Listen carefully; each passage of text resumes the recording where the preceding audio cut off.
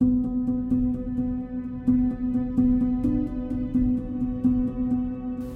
lesson is predominantly coming from this section of the Bible shown in the highlighted section of this chart.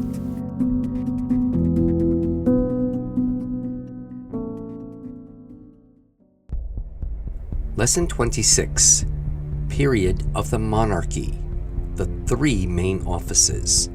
In this period of the Bible, the nation of Israel transitioned from a theocracy to a monarchy. There were three main offices that were of significance in the nation of Israel during the period of the monarchy. They are priest, prophet, and king. No one was to step into another's office if they were not qualified to be in that office. Even though Jesus Christ appears in the New Testament, he technically spanned both the Old and New Covenants and is the only one who did and will eternally hold all three offices. He is a priest, a prophet, and a king. We will explain his various roles when we get to the New Testament. The first office we want to look at is the office of a priest. However, we must understand why and how a priest is essential to man's relationship with God. To understand the office of a priest, it is first necessary to define a priest. A priest is a mediator between God and man. He is how sinful man has access to a holy God. The main objective of a priest is reconciling a holy, righteous God with sinful, unrighteous people. The only way to do that is to placate the holy, righteous God of his demands for punishment by making atonement for transgressions or sins through offering animal sacrifices.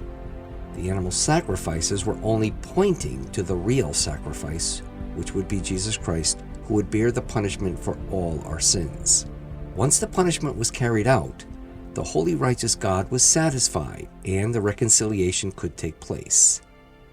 In the Bible, there really are only two basic orders of priesthood. During the Mosaic or Old Covenant, the Levitical order of priesthood was in place. These were Israelites from the tribe of Levi, who were descendants of Aaron, Moses' brother. The priests who would occupy that office were themselves sinners and therefore not perfect. That priesthood basically offered the animal sacrifices repeatedly day after day, year after year, which only typified and looked forward to the real perfect sacrifice, which, as we have been saying all along, was Jesus Christ. Therefore, that old Levitical priesthood of the Old Covenant was superseded and annulled in the New Testament by another order of priesthood which was far greater, far superior. That New Covenant priesthood was superior because the one who occupied that office was sinless, perfect, and he would offer himself as a sacrifice for our sins, which completely satisfied the just requirements of God and therefore was final and complete. Yes, that person was Jesus Christ, or God himself, taking the role of priest for us. Therefore, he would be the last priest ever needed. Remember that when he offered himself as the perfect sacrifice for sin, one of the things he said on the cross was, quote, "It is finished," unquote. John 19, verse 30. And this last few words of Christ, "It is finished," it is in reference to the repeated sacrifices that the Levitical priests would offer every day.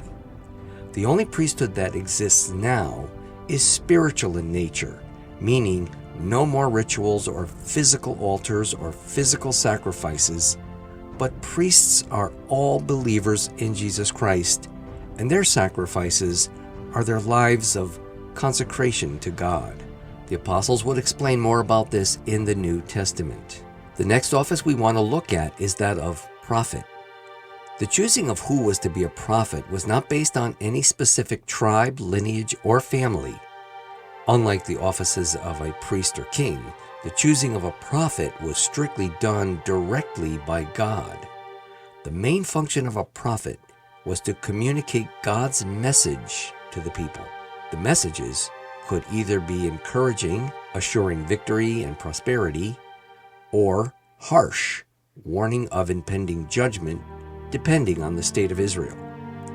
Many of the Old Testament prophets also wrote prophecies giving detail of the future coming Messiah. Those Old Testament prophets only wrote the small segments of this coming Messiah that they were given. Their writings seemed to describe two very different Messiahs. One was a suffering, humble Messiah, dying for the sins of the world, while the other was a powerful Messiah, reigning over the whole world with absolute authority and glory. However, unknown to the prophets, the Messiah would come to earth twice, with a time gap between his first and second coming called the Church Age.